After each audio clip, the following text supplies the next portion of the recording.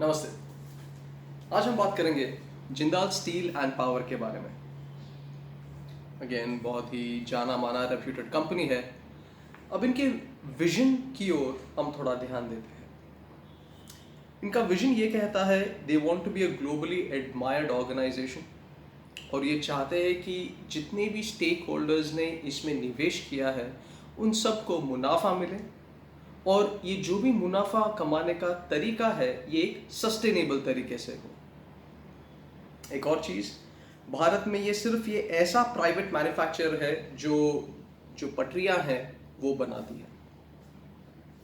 इसका market cap 26,443 crore का है, और फोर्थ क्वार्टर 2020 में इन्होंने प्रॉफिट शो किया है 306 करोड़ का, और इनका जो नेट डेट है वो भी कम हो चुका है 4,379 से।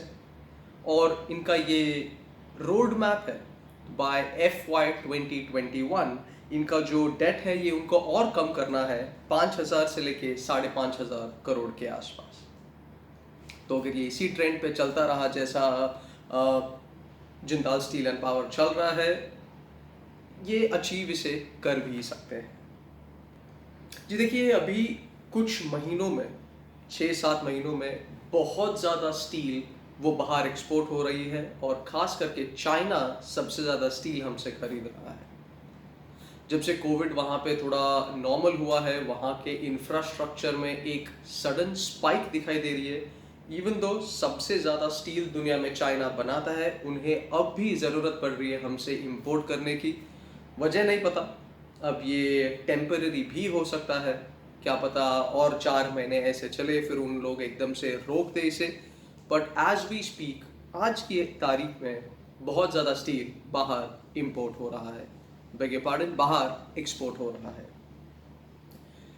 अब एक और चीज़ जो इंडिया के लिए अच्छा है, जो भारत के लिए अच्छा है, स्टील बनाने के लिए दो बहुत अहम चीज़ लगती है। एक तो आयरन ओर है जो भारत के पास काफ़ी है रिजर्व्स में, कुद्रेमुख जैसे कंपनीज जो बनाती है, और काफ़ी सारे आयरन ओर माइंस है ओडिशा की तरफ। और एक और चीज़ है कोकिंग कोल। अब कोकिंग कोल भारत में बहुत कम बनती है, इसके रिजर्व ज़्यादा नहीं है, तो भारत अन्य देशों जैसे इंडोनेशिया, साउथ अफ्रीका और ऑस्ट्रेलिया से ये कोकिंग कोल मंगाता है। अब देखिए, ये एक रॉ मटेरियल का असर शेयर मार्केट पे कैसा होता है। चाइना ने कोकिंग कोल का बैन किया है ऑस्ट्रेलिया से, तो उन्होंने बिल्कुल भी कोकिंग कोल चाइना और ऑस्ट्रेलिया से नहीं लेंगे। अब इसका कारण पॉलिटिकल भी है, और ऐसे भी बोला जाता है कि नहीं, उनको उनके जो लोकल माइनर्स है उनको थोड़ा डेवलप करना है। But mainly the reason for banning coking coal from Australia by China is political. अब बिकॉज ये पॉलिटिकल है, ये कभी भी सुधर सकता है, और अगर ऐसा हो जाता है तो जो भी कोकिंग कोल है वापस वो ऑस्ट्रेलिया से मंगाएंगे, जिससे भारतीय स्टील मैन्युफैक्चरर्स पर असर पड़ सकता है। तो अब भारत ऑस्ट्रेलिया से काफ़ी कोकिंग कोल भी ले रहा है, जिससे काफ़ी ज़्यादा स्टील मैन्युफैक्चर हो रहा है, और इसमें से काफ़ी ज़्यादा स्टील चीन में एक्सपोर्ट भी की जा रही है। जी, हमारे जो पावर मिनिस्टर है पीयूष गोयल जी, इन्हें जो इम्पोर्ट्स है कोकिंग कोल का, इन्हें ये कट डाउन करना है, क्योंकि इन्हें जो लोकल बिजनेस है अभी, जैसा जो आत्मनिर्भर का जो एक वेव है, तो उसे बरकरार रखने के लिए इनका ये मानना है कि इसे हमें कट करना चाहिए as much as possible. But ये थोड़ा मुश्किल लगता है।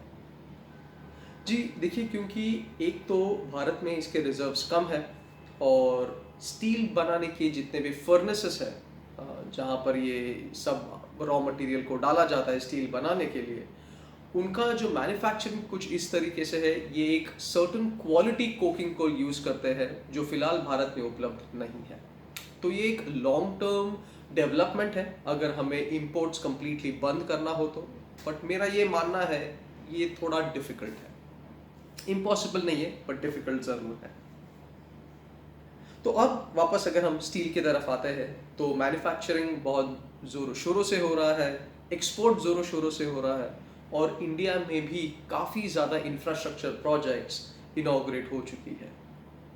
अब मैं 2, 3, 4 महीने पहले नहीं जाऊंगा, मैं इसी महीने की बात करूंगा। दिसंबर 2020 में ऑलमोस्ट 3 इंफ्रास्ट्रक्चर प्रोजेक्ट्स अनाउंस की गई है। तो जो हमारे नितिन गडकरी जी हैं, कुछ चीज़ें हैं मेरे पास, तो इन्होंने 24 रोड प्रोजेक्ट घोषित की है आसाम में। केरला गवर्नमेंट में 10,000 करोड़ का डेवलपमेंट अनाउंस किया है इन द नेक्स्ट 100 डेज। तो हमें वो स्पैन देखना पड़ेगा कि किस किस सेक्टर में ये डेवलपमेंट कर रहे हैं इंफ्रास्ट्रक्चर को लेकर। राजस्थान में भी इन्होंने 8,340 करोड़ का प्रोजेक्ट का उद्घाटन किया है। और पूरे देश में रोड्स वगैरह एक्सपांड करेंगे, बेटर इंफ्रास्ट्रक्चर लेके आएंगे, और जो इलेक्ट्रिक व्हीकल्स है इसे मैन्युफैक्चर करके इसका जो प्रमोशन है वो भी अभी ज़ोरों शोरों से किया जाएगा। तो सिर्फ हम अगर दिसंबर की ही बात लेते हैं, इतने सारे जो गवर्नमेंट ने इनिशिएटिव्स ली है। अब हालांकि ये सब बनाने के लिए रॉ मटेरियल लगेगा, ये सब बनाने के लिए स्टील लगेंगे, क्या रोड के लिए तो नहीं, बट जब हम इंफ्रास्ट्रक्चर की बात करते हैं उसमें स्टील एक बहुत अहमियत भूमिका निभाता है। और बिकॉज जिंदाल स्टील एक मात्र प्राइवेट कंपनी है जो पटरियां वगैरह बनाता है, हो सकता है आगे जो भी रेल प्रोजेक्ट्स आए, खास करके भारत के पूर्व इलाके में अगर नए रेल प्रोजेक्ट्स आते हैं, अगर वहाँ पे नया मेट्रो या बुलेट ट्रेन बनने की बात होती है, तो यहाँ पर भी जिंदाल स्टील अपना कॉन्ट्रैक्ट जीत सकता है। अब करते हैं मुद्दे की बात। क्या मेरे पास इसके शेयर्स है? जी हाँ, जिंदाल स्टील के मेरे पास है। मैंने ये शेयर्स खरीदे थे 270 रुपये के करीब। आज की तारीख में ये 260 रुपये पे है, या 259 रुपीज़ पे है। तो फिलहाल थोड़ा मंदा चल रहा है वहाँ पर। बट क्या आपको खरीदना चाहिए?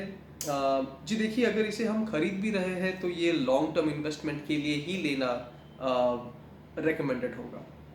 बिकॉज स्टील एक ऐसा सेक्टर है जो बूम अगर आती है तो एकदम से शूट हो जाता है प्राइसेस, या अगर कभी डाउन आता है तो एकदम से डिप कर जाती है, मतलब सीधा नोज डाइव मार लेती है सारी प्राइसेस।